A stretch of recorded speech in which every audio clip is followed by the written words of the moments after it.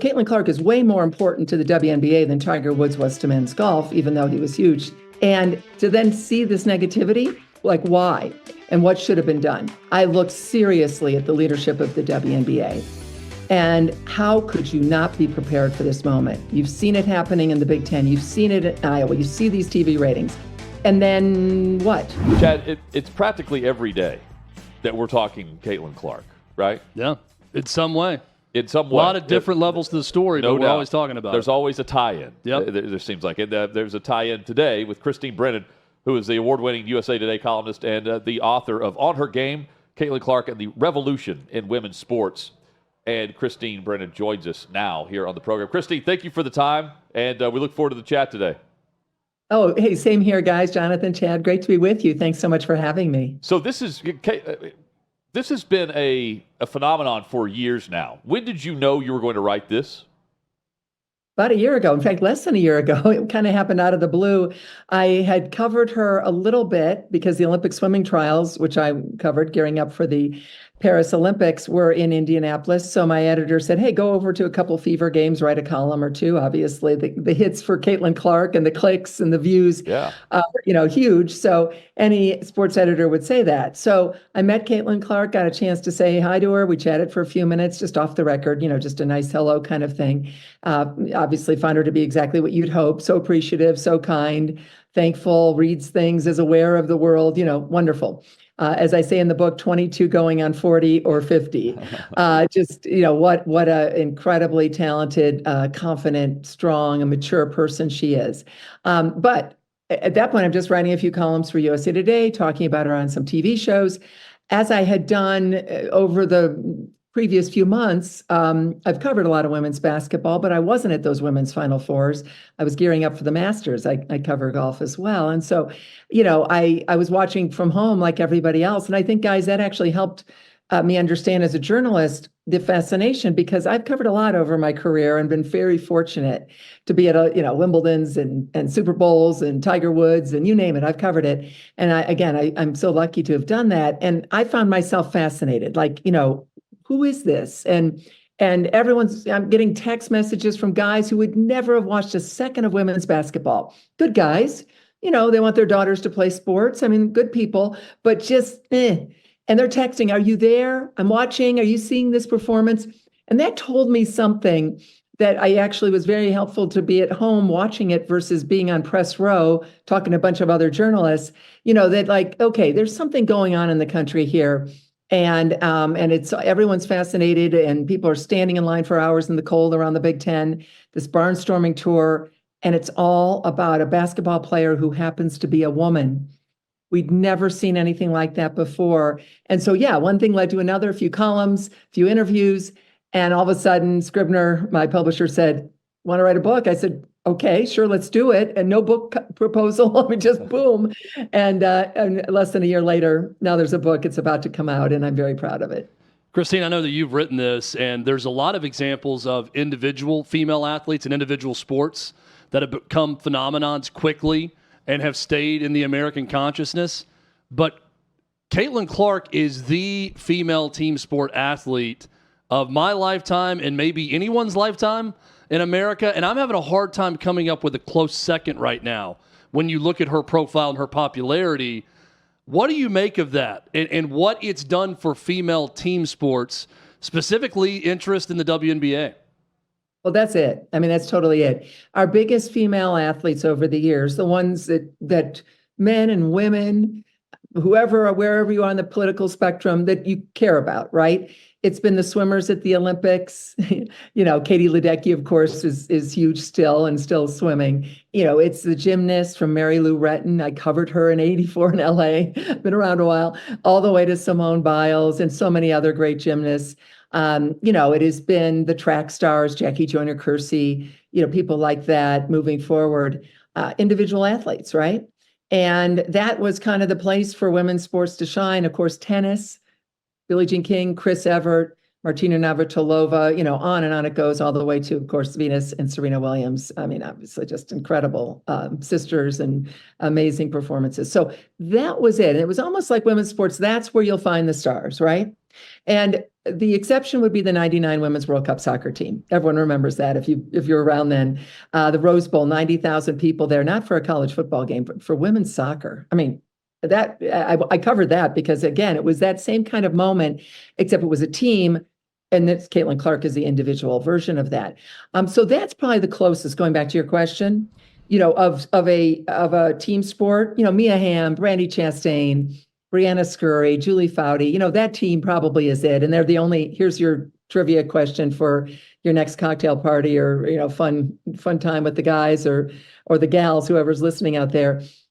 What's the only story in the history of stories, I've already kind of given it away, that made the cover of Time, Newsweek, People, and Sports Illustrated in the same week? That's a tough one, right? Because Time and Newsweek, no problem. But then People and then Sports Illustrated. And of course, it's the 1999 Women's World Cup team with Brandi Chastain on the covers, whipping off her shirt and, doing her celebration. So that was it. But that team went away for 14 months before they appeared again at the 2000 Olympic Games in Australia. I covered them there. I know that. So kind of just this big void. Caitlin Clark, from the time she, had those incredible performances at the Final Four, and of course, 4 million more people watching the women's final than the men's the next night. There's a sentence I thought I had trouble saying it because I thought I could never say it, right? 4 million more people watching the women's final than the men's in the NCAA basketball. Extraordinary. And then Caitlin Clark, she was gone to the draft. She was gone for 8 days. 8 days, during which time she appeared on Saturday Night Live. So the storyline could keep going. And I think that's all of it. But yeah, the team sport realm is something that has been men's sports, me growing up, cheering for my Detroit Tigers and Michigan Wolverines and Toledo Mud Hens, all that. Well, I was that girl back then doing that. And, you didn't have female athletes to cheer for. So think what it means to your daughter that you see in the kitchen every morning, or your granddaughter, or the girl you wave at as she goes to her soccer or volleyball practice on the driveway. What does it mean to have a female athlete like Caitlin Clark and all her teammates and the other players that you can now look up to, and they come to your city and they're playing against your team, or that's your team that you're cheering for? Very much like boys for years have, cheered for the Steelers or the Dolphins or the Lakers or the South, whatever. Little boys and girls growing up have had that. Well, now you actually have a team sport athlete and an entire team and league that you can watch and follow. And that's pretty cool. No doubt Caitlin Clark is a great story, and every great story has conflict. Every great story has a protagonist and an antagonist. And I've argued that the NBA could use a little bit more of hero and villain to popularize the sport again. The WNBA does not need that, because for a lot of America, Caitlin Clark is the hero. And anyone that comes to Caitlin Clark's defense is a hero. And everyone that flagrantly fouls her, speaks poorly of her, acts like she's not great, is the villain, and then vice versa on that. How big of a part of the story is that when you look at the conflict surrounding Caitlin Clark? We got grown men on talking head shows wanting to fight each other over women's basketball and talking about it, right? We've got all these hot takes about all this going on, Christine. How big of a part of the story is that for you, and is that for this book? I deal with it for sure in the book. And, I think what we've seen is surprising to me. Having covered women's sports as well as men's, for the length of my career, you would have thought that the arrival of this superstar in the WNBA would have been seen as what it is, which is the greatest thing to ever happen to the WNBA. She's not the greatest player yet, maybe ever. Obviously, she's in a bit of a slump right now, with the last 3 games. I don't think it's, we'll see how she keeps playing. But she already, rookie of the year and all WNBA, first team WNBA, all WNBA, et cetera, all kinds of things, all the assists records already. So, she's played great, and you would have, but she's, she's not the greatest player of all time, for sure. She's only in her 2nd year. So she arrives, and of course, my thought, having written about and talked about the WNBA back in the 90s, covered it the whole way through, diving in when I'm on air, talking, hey, let's talk about the WNBA as well as the NBA in the bubble and their activism back in 2020 or whatever it was going on, right? I've really made an effort to shine a light on the WNBA. But as much as people did, it basically was ignored by the vast majority of the mainstream sports media. And that's a fact. And facts are funny things. And we might not like that fact, but that is a fact. And here comes Caitlin Clark, and let's say it. And I say it in the book. I'd go into this in depth. A white woman from Iowa in a 74% Black league. That's an issue. The book is the first real journalistic look at this entire season and at Caitlin Clark and what she's done and all these issues that are out there. No holds barred. I shy away from nothing. And I look at the way players like Diana Taurasi, Brianna Stewart, Cheryl Swoops with her flurry of falsehoods, Sheryl Reeve, the Olympic coach, Gina Auriemma, really tried to minimize her and were very critical of her. That stunned me. You should be saying, this is great. You don't have to cheer for her. You guard her. You play tough. She's not a victim. She loves to throw it at people. She's feisty and tough out there. And that makes her, I think, even more appealing to so many people. But for this group of people to want to say such negative things and be so wrong about her, okay, fine. It's a free country. You can do what you want. But what she's doing by going into the WNBA, that spotlight that shines on Caitlin Clark is shining on all the other players. The old rising tide lifts all boats. That was Tiger Woods and men's golf. But men's golf had already had Arnold Palmer and Jack Nicklaus and going all the way back to Sam Snead and Byron Nelson. It was an established sport. It was mainstream. The WNBA, sadly, I wish it had been, but it wasn't. And so Caitlin Clark is way more important to the WNBA than Tiger Woods was to men's golf, even though he was huge to men's golf. And to then see this negativity, the next question would be, or your viewers and listeners are probably saying, okay, so like why? And what should have been done? And I look seriously at the leadership of the WNBA. And how could you not be prepared for this moment? You've seen it happening in the Big Ten. You've seen it in Iowa. You see these TV ratings. 4 million more, as I said, watching the women than the men. I think it's worth repeating a few times because it is such a stunning statistic, guys. And then what? And let's be honest, in a very polarized world that we're in, and racial, we know that. I mean, we live in this world, and we're 3 white people looking at each other. Yep. So absolutely, let's talk about that with the 74% Black league. Nope. And it's not me, veteran sports journalist, white woman, Christine Brennan, saying this in the book. I have got the incredible voices, guys, of Dr. Harry Edwards, a wonderful man, a friend for a long time. We've done Super Bowl panels together, who, of course, was the impetus for the 1968 Black Power salute in Mexico City.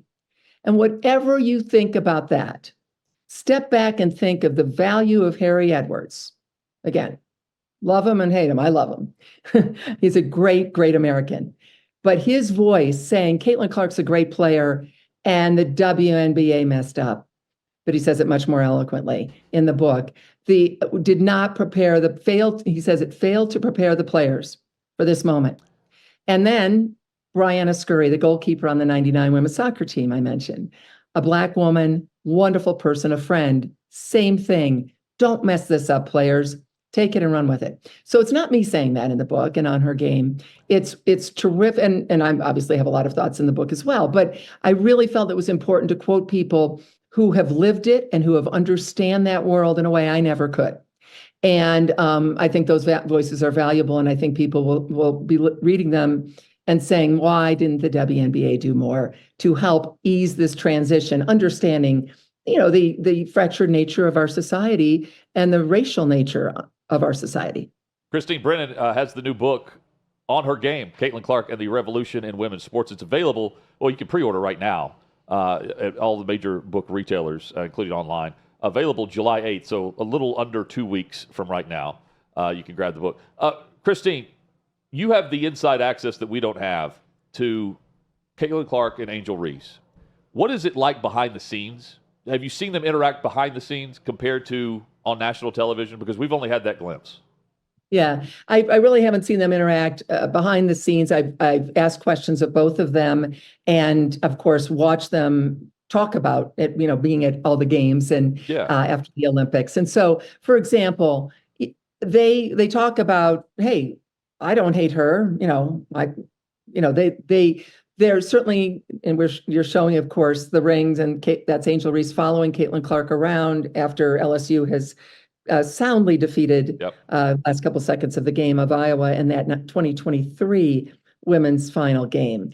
And, that really got it started. Angel Reese is a force to be reckoned with under the basket, those rebounds. I know people talk about the misses and then more rebounds. Believe me, we could have hours and hours of conversation on the good and the bad of almost any player in sports, right? So, but Angel Reese is a very popular player, and she has talked about, for girls who look like her, how important she is as a role model. And I think that is admirable and that is important. I also think what Caitlin has said, they don't guard each other. They're different positions. So we've kind of thrown them together because of that moment that you were showing. And that's fine. That's what happens in sports. It's a rivalry, but is it a rivalry? I mean, even with Caitlin Clark being injured and the Fever having some troubles this year, they have easily defeated Chicago in the 2 games they played so far. We'll see what happens in the future. The notion, and this is something, again, facts are a funny thing.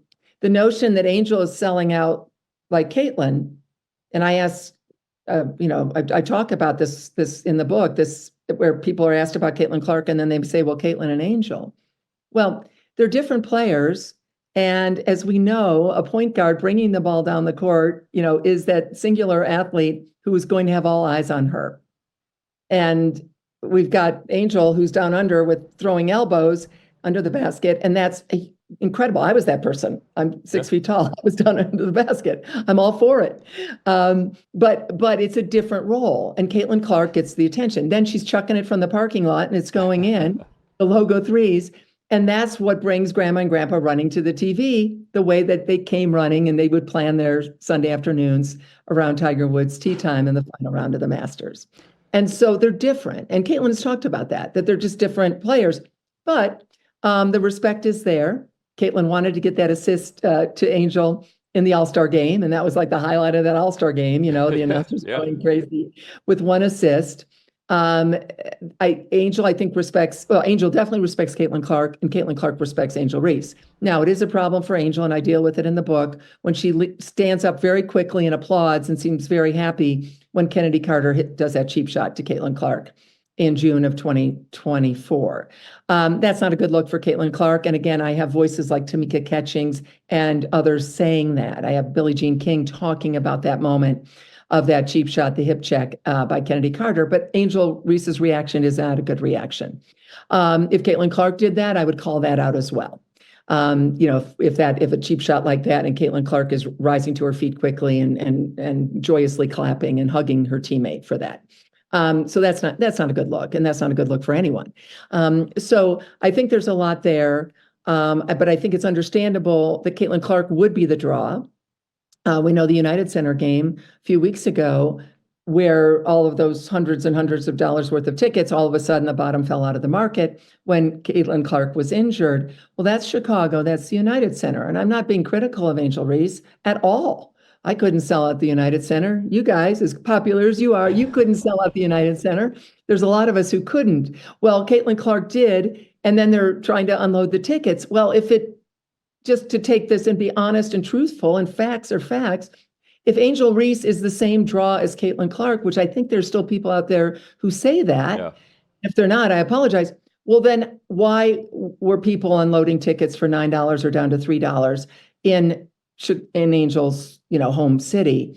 So, there's that. And even in Washington, one day Caitlin Clark had over 20,000 the day before, sold out in Washington. And the day before, Angel Reese had, they announced at 10,000 even. So that's apples to apples. But Angel is great. And I think, Caitlin said it best when Angel Reese got injured and was out the rest of last year. She said, hey, her motor and the way she's played is tremendous. And Caitlin Clark will, as I've been told by many of her friends and colleagues as well as being around her, she will always praise athletes. And she has respect for what Angel Reese does, for sure. Whether they're not fast friends, that obviously is probably the case. They're not going out to dinner, but there's great respect, and they'll be around each other, obviously, the rest of their careers. Christine, one last one for you from me. It does not surprise me. It disappoints me. It doesn't surprise me. when us at OutKick, our reporters get denied access to WNBA events or don't get things answered or questions answered. It did shock me when I saw the WNBA was basically trying to boycott your access to the sport, considering that you have long been a proponent of all women's sports. And Sheryl Reeve, the coach of the U.S. women's team, said Christine Brennan likes to have a villain in her storytelling. I am Christine's villain. That's the sword she is going to die on. Were you surprised by the reaction across the WNBA, including by a woman who is charged to lead women's basketball in the United States, against you when you were simply asking some tough questions to who we would all assume are some tough athletes and coaches? Well, to that point, exactly. The WNBA was utterly unprepared for the national scrutiny that was coming. And I think, one of the many thoughts on these topics, and I do deal with it, I tell the whole story in a chapter called Controversy about the Players Association attempt to ban me, which failed utterly. I had a credential for the first game of the WNBA finals. That was, that's all there. And there's a lot more to the story, and there's shocking behavior behind the scenes from some Connecticut Sun players the next day. And it's all there, all factual, all correct. But when I asked Dejanay a question that was, by the way, being discussed in hundreds of thousands of social media posts, people accusing Dejanay Carrington, I think people remember about, she swatted at Caitlin Clark and hit her fingers ended up in Caitlin Clark's, hitting her in the eye. And Yes. This was within the first minute and a half of game one of that playoff series. And so it was all over social media. People were criticizing Dejanay Carrington, saying terrible things about her, racial things, of course, awful, awful stuff. Twitter and X, we know it's a cesspool. Yep. And I'm not laughing at it. I'm just saying Sure, this is yeah. not, it's awful, We're right? following you. Yeah, Yeah. absolutely. Right. So, but she's getting the worst of it. So there's only one thing for a journalist to do. You ask the question and you ask it specifically so that the athlete gets a chance to answer it and hit it out of the park. And how these players did not know that, how they had not been prepared to understand. Again, it goes back to what I said a few minutes ago about just how utter lack of preparation of the WNBA leadership at this moment. I know people said, well, that's racist. You shouldn't, feels racist. Megan Rapinoe said that, and I've known Megan for years. She has every right to say that, of course. But is she saying, or are all these people who then were critical of me, including the Players Association, saying that we can't ask a female athlete what we would ask a male athlete? I asked Tiger Woods a steroids-related question about his doctor and performance-enhancing drugs, actually more HGH, at the Masters press conference. That's what journalists do. You never pull punches. I talked to Michael Phelps and had 45 minutes with 19-year-old Michael Phelps when he had his first DUI. Now, I'm not comparing steroids and performance-enhancing drugs or DUIs to Dejanay Carrington and the hit or her fingers ending up around Caitlin Clark's eye. I'm not, and I want to make it crystal clear. I'm not comparing that. What I am comparing, those are far worse things, DUI and performance-enhancing drugs, obviously. Yes. What I am saying, though, is tough questions for male athletes. And so is that what they're saying? That the kind of question that I would ask a male athlete, women can't handle that? Is that what that was? I have great respect for female athletes, and I have great respect for the WNBA. I'm putting it right up there now with the NFL, with the Olympics, things I've covered all my career, Tiger Woods, whatever it might be. And, I asked tough questions. I probably asked, probably 1,000 tougher questions in my career than that question I asked Dejanay Carrington. And then somehow that's a bad thing. Again, the respect I want to show for those female athletes and that the athletes can hit it out of the park. Then I followed up. And I followed up again because there were all kinds of videos getting, hundreds of thousands, millions of views on social media about a reaction from Marina Mabrey, who, of course, is the one that was involved with the cheap shot on Caitlin Clark last week, and their fingers, and it was at 3 fingers, to the dome, which of course is, the Carmelo Anthony thing. Was it something else? As they're laughing about that, what do? You ask the question so that they can answer it. And I was surprised, but I guess it's in keeping a little bit with this utter lack of preparation that is so sad to me, frankly. There's no joy in when I'm telling these stories. This is sad that they weren't ready for this. But I'll keep asking because I'm a journalist. And again, you want, as an athlete, you want the opportunity. And Carrington did fine with her answers.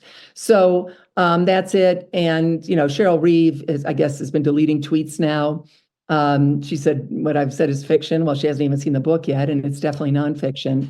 And these are all things that I wrote a year ago. And her behavior was just awful towards a 22-year-old. And that I stand by that, and that is factually correct. And she did target and pinpoint and focus on Caitlin Clark while Caitlin Clark was still in the pool to be on the Olympic team. Just terrible behavior as someone who's covered the Olympics, as I said, forever.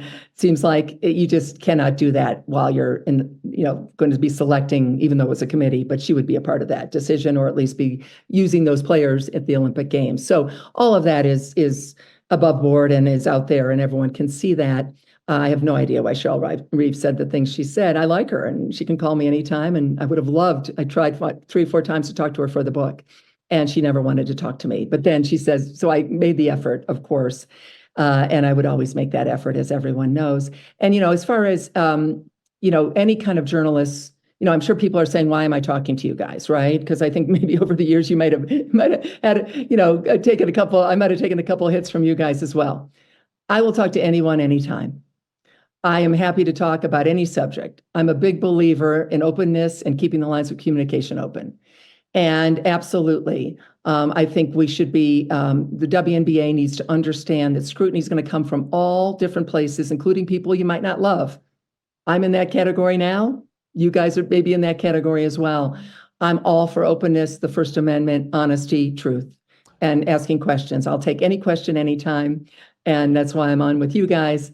And I think that the WNBA and all leagues should also be very open, because these athletes can answer these questions. They're not damsels right? They're not damsels in distress. Yes. They are tough, strong, fabulous athletes created by this nation with Title IX. They're great role models, and they are smart, and they get it. And I believe in that, and I believe that's why they should answer every question. So anyway, there's my thought. I'll wave the flag and hold the First Amendment. Well, and on that, we answers. completely 100% agree with you about open communication and dialogue and all that. So very well said. Yes. We could not agree more. Hey, I know your time is very valuable. Thank you for the time today. And we can't wait to read the book coming out on July 8th. Well, thanks, guys. I really appreciate it. Again, always, I'll talk to anyone, as I said, anytime. And thank you for this opportunity. And thanks for opportunity to talk about this book, which I'm very, very proud of. Absolutely. Look forward to reading it, and good luck with it. Thank you. Thank you. Christine Brennan has been our guest. Man, that was a fantastic answer throughout the entire conversation. It really got me thinking about how ill-prepared the league was. Well, more than anything else, that you didn't see this freight train coming that was going to help your league, and lean just into feels completely surprised. Yeah, every player and every coach and every executive in the league. It's like Christine said, as a player, she put the ball on the tee for the player to answer a question that she should have known was coming, right? It's a tough question to ask, but it's a question that needed to be asked and answered. The league should have been ready to – the ball was on the tee from that angle. And I will say, if we had more time, I was going to bring up, that, to me, it's not about Christine Brennan. It's about the subject that she's writing a book about, and everyone knows that. Exactly. And it's also, I think, the hypocrisy that we get into with things like that, when the reaction immediately is, like she said, with Megan Rapinoe, this seems kind of racist to me. Yeah, right. And I'm thinking, what's racist and sexist? Is acting like a journalist, a person asking someone a question that's fair, is unfair for the recipient because they're a woman and they're a minority. That's to me what is racist, is what you're saying, is how dare you ask her this question? I'm thinking, she is an athlete on a podium that has a chance to answer for herself. It's racist to act like it's racist to ask the question. And also, so you're saying Christine should not be professional? Because she's doing her job in a professional manner in that moment. It goes back to the root of everything we're talking about, Hutton. Do you want to be a big-time league or not? Because this is how big-time leagues are treated. And you get the good, with a lot of popularity comes a lot more scrutiny. And big-time leagues, that's a good thing for your league. Big-time leagues treat their big-time players like superstars. And they lean into it, and it's ball on the tee. And they don't duck questions. They do not. They don't ban Christine Brennan. No, which they failed to do. Back at it tomorrow, 4 p.m. Eastern. Hot Mic Cutting Withrow, right here at OutKick.com.